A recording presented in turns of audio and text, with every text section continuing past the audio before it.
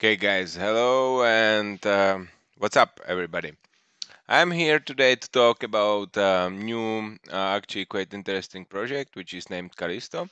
Callisto, as they say, is was created from Ethereum Classic, which is quite new. So I don't think I remember any Ethereum Classic airdrop, as they say.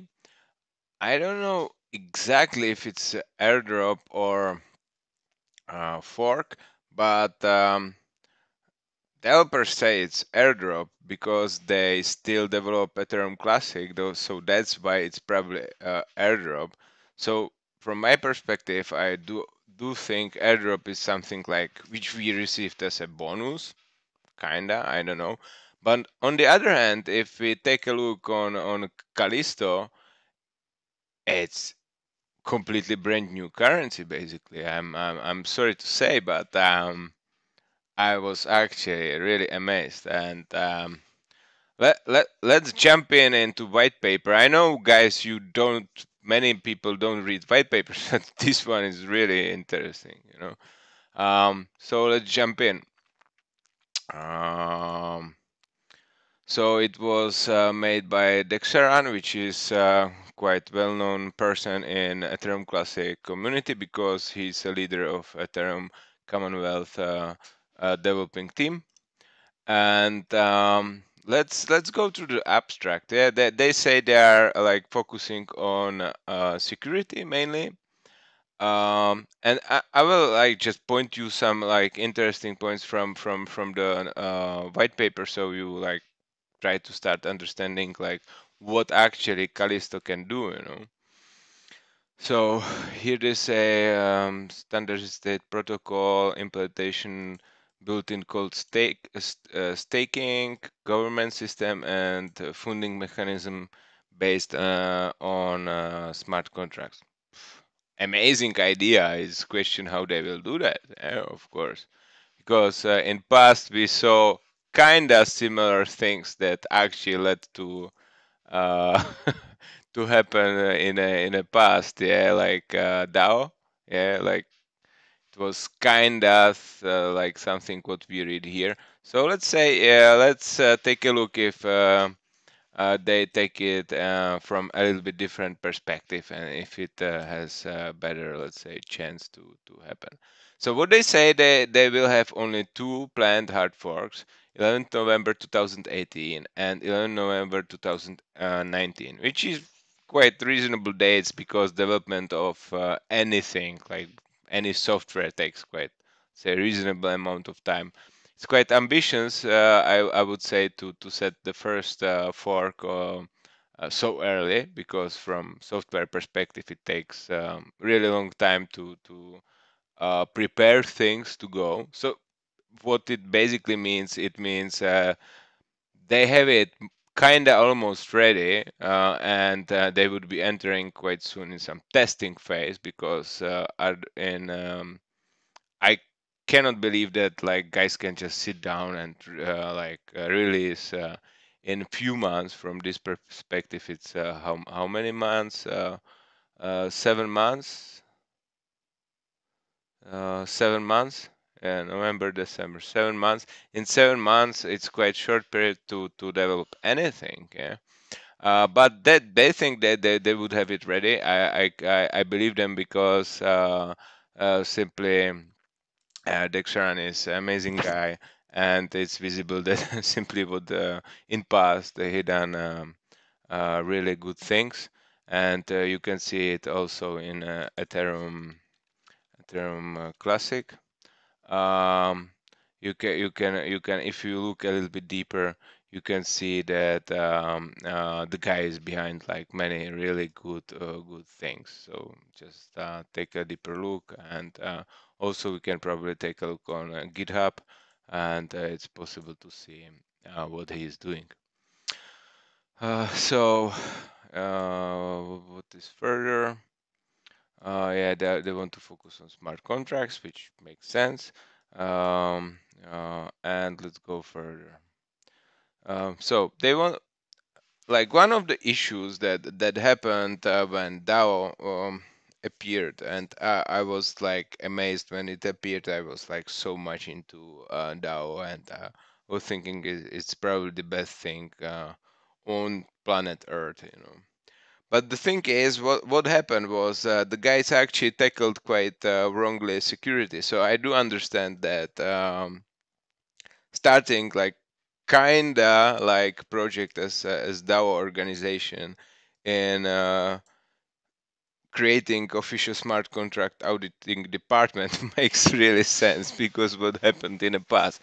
So from that perspective, it's really smart move. Yeah, I'm happy to see that. So they are starting from security, they are starting from auditing, and they are creating like really, let's say, a nice structure. Yeah, managers, auditors, karma. Like I cannot say anything bad about this system. It seems good on the paper, and it will be probably good on in reality as well. Rewards, fine. Nothing to talk about much. Flow of auditing registry, you know, makes sense. Makes sense. Um, yeah. Nothing to tell about this man much. We just need to see it, like if it will really simply work in real day life. Um, Registry issues, fine. Auditors, yeah, but it seems simply like this is not something you see like in many white papers because this is already figured out. Yeah, it's like there are no white spaces. It's just the guys probably already built it, and now they are just like putting it to life, and only a little bit time needs to be, let's say, spend it to have it finished. Makes sense. Initial launch stage. So here it's where it starts to be interesting. Yeah. Um, so uh, and we will come back to let's say to go through each stage a little bit more. So in initial launch stage, what happens? Then you have planned hard forks, you have code staking stage, and you have final stage. Yeah. So from my understanding, and I personally think it's a good thing, yeah. And you can talk about, or we can talk about it like a little bit deeper. Like one of the biggest issues of DAO was it was like fully democratic system. Everybody could say anything and vote for everything, yeah. And when it happened, basically I would say the company, like decentralized company, got frozen because there was no leader. Everybody was like, "We are democratic company," and nothing was actually really happening till the hacker came and took the funds. Yeah. Uh, so, so I think it's a good thing that yeah, we will have in this project. We have leaders that take control of what is happening and will decide what is important for the project to actually succeed. So this is what I personally like. I think it's reasonable approach, and it's approach that can actually make the project happen. So that's why I like this project a lot. Um, like they are taking, let's say, 30%, yeah, from each mine block.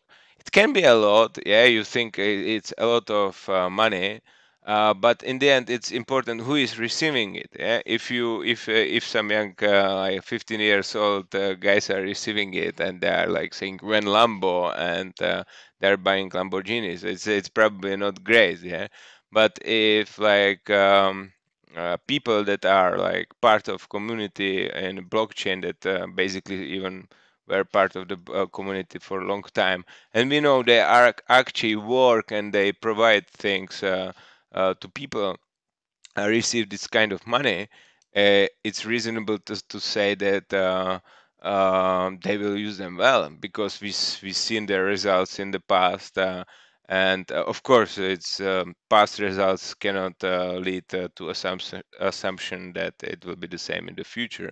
But from what I saw, and I was looking carefully on the start of Callisto, there were some issues with split of the network, and the guys basically said, okay, we will use the funds that we are receiving developer funds and we will reimburse the people that invested money on the beginning to start mining early. So we see straight from the beginning of the projects where it's needed, they will use the funds correctly.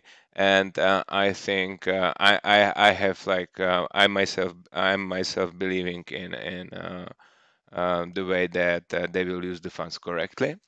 That's first. And also, what we saw straight from the beginning on the first day, and it's extremely important, they said we will be financially transparent. Yeah, we will tackle every transaction. We will show it. It will be completely publicly visible. We will show you each transaction, no problems. Because of course, if you are spending the money well on the things that are needed, nobody has problems with that. Yeah? So, like, real nice approach. I'm happy with that. And even if in initial stage it means quite few people are in control, because I personally have seen, let's say, the results that these people had and they are having right now. I'm simply amazed. It's just such an honor to see, let's say, professional like really like perform. Um, so then then you have cold staking stage, and this is the stage which I'm like, for example, looking for. I want to have as lot as possible Callisto in my hands when this will happen. Why? Because you see, there is a twist, yeah? The open funding will basically go to 10% and cost taking allocation will go to 20%. And this is my personal reason why I want to buy and hold as much as possible Callisto. Because here they will start rewarding owners. They will start to provide benefits to people, to investor. And if you lock basically your Callisto, they will start to pay you money. And as you see, this is important. 10% of total volume of Callisto emission of entire time of initial stage will be deposited into staking contract.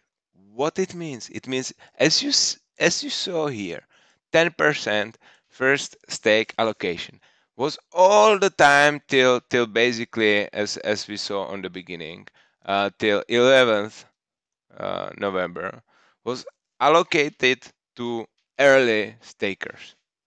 And it would be definitely me, and I do believe all the people that will watch this video will be having the same approach. Because if you know the team, if you take a little bit deeper look into the white papers and what is happening around, you will see this is real project going on. And these guys, they simply know what to do. Eh, of course, they are saying we are part of Ethereum Classic, and I believe them. I do understand. Let's say this is Ethereum Classic is their main project, and basically Callisto is, I would say, some playground that they want to show. Let's say that their ideas are workable, but I don't know if they themselves understand that the ideas that they are presenting in this project might sometimes be a little bit better even what you can see in Ethereum or Ethereum Classic. So maybe we can be, or they can be even surprised that we will find Callisto maybe not in like soon future, but maybe after like what they are writing here will be implemented. Maybe they can even overcome what like side project can become mine project. Nobody knows, of course. So code taking stage, understandable. Final stage, this is the most important and most interesting part. Even if it comes in, let's say, quite far from here, yeah, 1 year and a half, something like that. And this is where Callisto will become basically a decentralized organization, yeah, DAO. And this was a dream of many people, including me, to happen already like some time ago when I was quite invested in Ethereum, and unfortunately, DAO hacker happened. But this is maybe like the second chance, and hopefully, guys will do what they should do, and will perform in a planned way. Um, so